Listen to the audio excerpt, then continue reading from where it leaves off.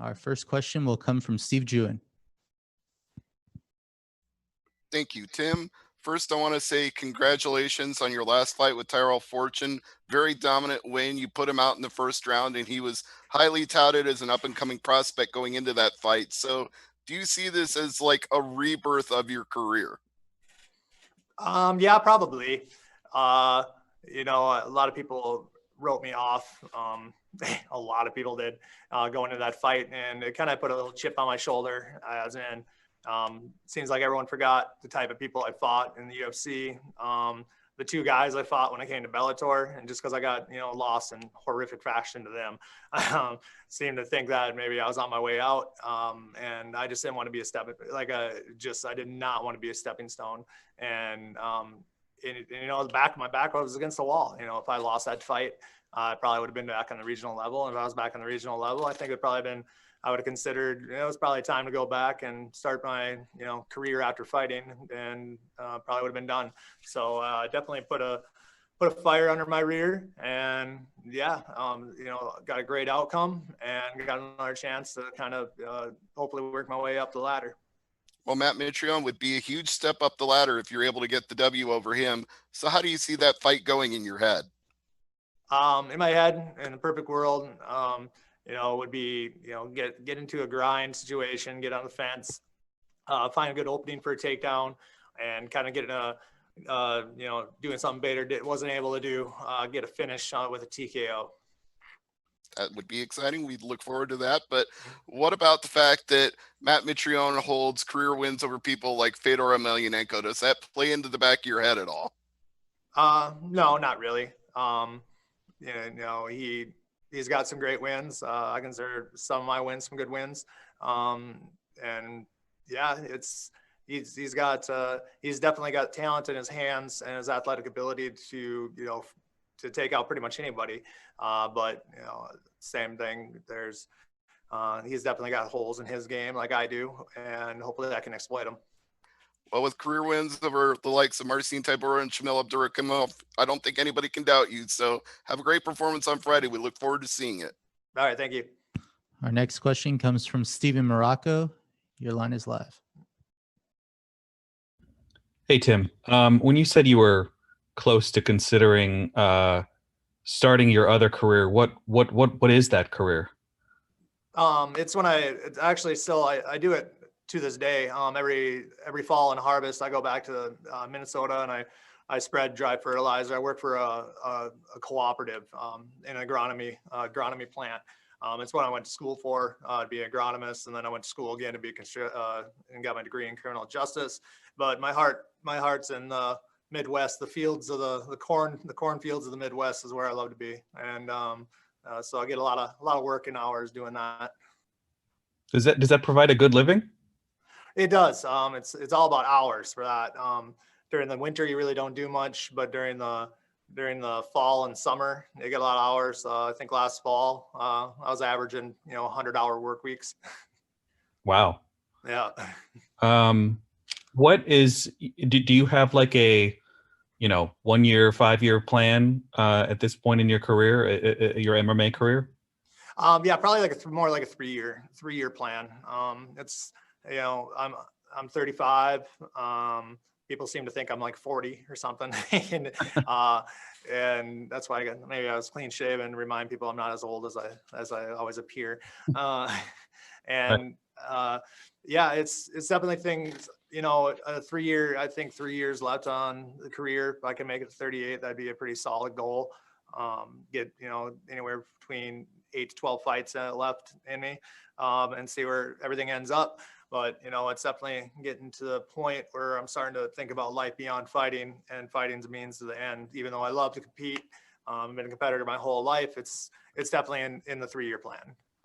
Do you think about that a rematch with Czech Congo often, now that you guys are, you know, sharing the same? You know, he's the one that sort of introduced you to the promotion, and he's obviously within reach. Yes, that's you know, if things go well, go my way for against Matt, you know, I think that'd be I'd love the opportunity to do that again. You know, I think there's a fight card in September. I'd love to do a quick turnaround and, get another fight in and win or lose.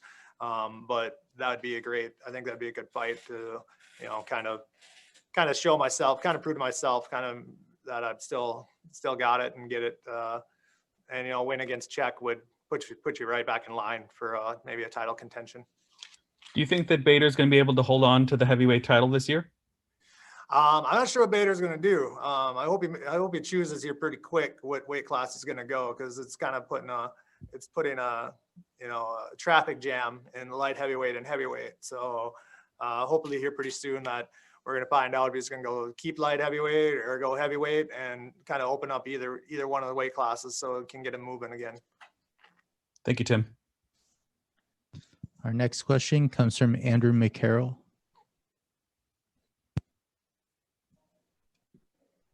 Hi, Tim. Hope you're well.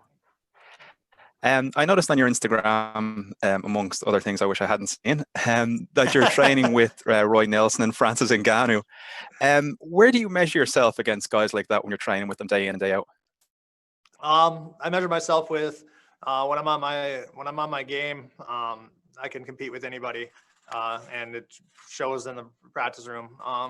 And any athlete who's honest with himself knows that some days are off, some days are on, but you're on days, that's where you know where you're actually at.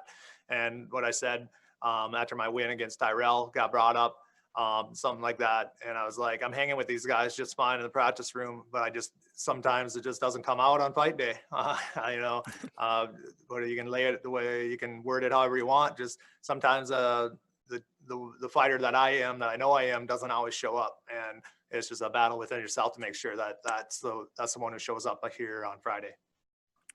Fighters are always talking about it's like going to war. It's like going to war. Someone who is actually a combat veteran yourself, are those two experiences actually comparable in any way, or is there anything you can take from your experience as a combat veteran that you can bring into the cage? Yeah, it's fighting's easy compared to driving down the roads of Iraq. But there is some comparability to it, as in when you're on the the lines, ready to drive out, ready to get your mission going. You got anxiety, you got some adrenaline. But once you get on the road and start driving, everything calms down, you get back to normal. And so that's very comparable to a fight. You're on the walkout, the first couple, 30 seconds of a fight, you're all high, you're tense, you're trying to, calm yourself down. Eventually kind of stuff just rolls in and your training kicks in. You fall back on your training, just like in the military sense. And finally, probably the most important question, will we see the mustache again? Maybe in the future. We're going to be seeing here. I actually might be here in the fall here, probably be rejoining the military again. It was always in my long-term plans to do it. And I think I took about a 4-year hiatus, and now, got a little girl on the way. So thinking about future stuff now. And so I can't grow a beard anymore in the military. So the only facial hair I'd be able to grow is a mustache. So yeah, you'll probably be seeing it here again. Best luck with your fight. Pleasure to speak to you, Tim. Congratulations on the new arrival as well. Thank you. Thank you. Next question comes from Ben Keeley. Hi, Tim. Congrats again on the new arrival. And you got married this year as well, so congrats on that. Yep. Thank you. How does it feel to be a married man? It's life doesn't change too much, except you say yes, dear, a little bit with a little more effort. Fantastic. Yeah, you mentioned earlier that you trained with Francis Ngannou. For someone who's never experienced his punching power, how can you describe it? Can you put that into words? It's like getting hit with a truck. He's dropped me with a couple liver shots a handful of times. And he's rattled my head, rattled the brain around a little bit. He hits hard. And the thing is, even when he's not trying to hit you hard, he hits hard. So it's just one of those natural things that you can't really teach. You have it. Like I can't throw a 100-mile-an-hour fastball, no matter how much you teach me. It's kind of the same thing with him. It's just natural. Do you still bounce at strip clubs? No, I do not now. No, ever since I moved out of Fargo, no more working in there. My only job is coming back to the Midwest for spring and fall for planting season and harvest, and get about 3 weeks of work in each fall and harvest, then go back to Vegas. Just what during your bouncing days, do you remember any particularly rowdy clientele, or do you remember like any times where it got a bit ropey, I guess? Has it ever gotten dangerous, I suppose, is what I'm trying to ask. Oh yeah, at the club. Yeah, there's been a couple knives pulled. We had a couple of handgun violations. We had a guy actually got mad because he was on our ban list because he caused troubles. He walked out the door and popped a couple shots off at the club. So, Yeah. I mean, little old Fargo does sometimes have his bad apples, but yeah, overall it was pretty calm. But about once a week there'd be someone who would get their beer muscles on and would want to fight somebody. Well, that sounds almost as dangerous as sparring with Francis Ngannou. Did you develop any new hobbies during the coronavirus lockdown? Yeah, gaining a gut.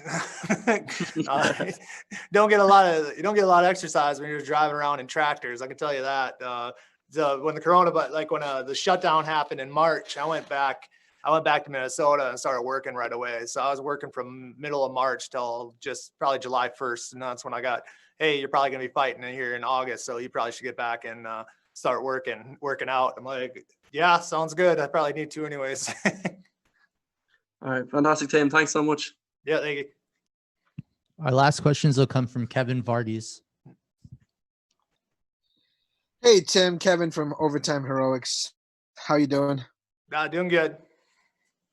All right, so, Ryan Bader's actually defending his light heavyweight championship in the next pay-per-view in Bellator 244. So who do you think, if there had to be a number one contenders fight, would be fighting for the heavyweight championship? If there had to be a number one contenders fight? Minikoff. That's probably no joke. I wouldn't, even though Czech beat him, I'm still putting Minikoff as the number one contender. So how far do you see yourself from title contention at the moment? How many fights do you think you need to win to get a shot at Ryan Bader possibly? Probably 2 solid wins could possibly do it, but maybe 3. It depends on the opponents, and a win against Matt would put me in the driver's seat to maybe possibly get a rematch with Czech, which hopefully that one, if you get 2 wins like that, then you could possibly be in the title contention, considering that Czech and Vitali both fought to get there in that title. So yeah, somewhere around there, I would say. All right, so you fought Vitali almost on like 12 hours notice per se. Like eight. Right? Yeah. So obviously not a lot of time for game planning. You just had to go in there, fight on just your wit. From watching that first fight, do you know how you can beat him, or was he actually like you experienced the game plan he had, and it's like a pretty tough game plan? You don't fight a guy in his level on 8 hours notice. I figured that out the hard way. No, it'll be a good mindset thing. Like if we fight again, what's the worst that can happen? The worst that could happen already happened. So I don't need to worry about that. I can just concentrate on, trying to implement a good game plan, with a little more time, and try to not get tossed around like a rag doll.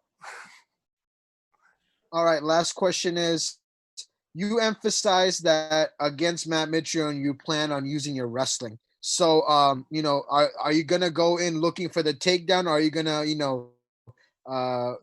gauge your distance and see where his weak point is and take him down?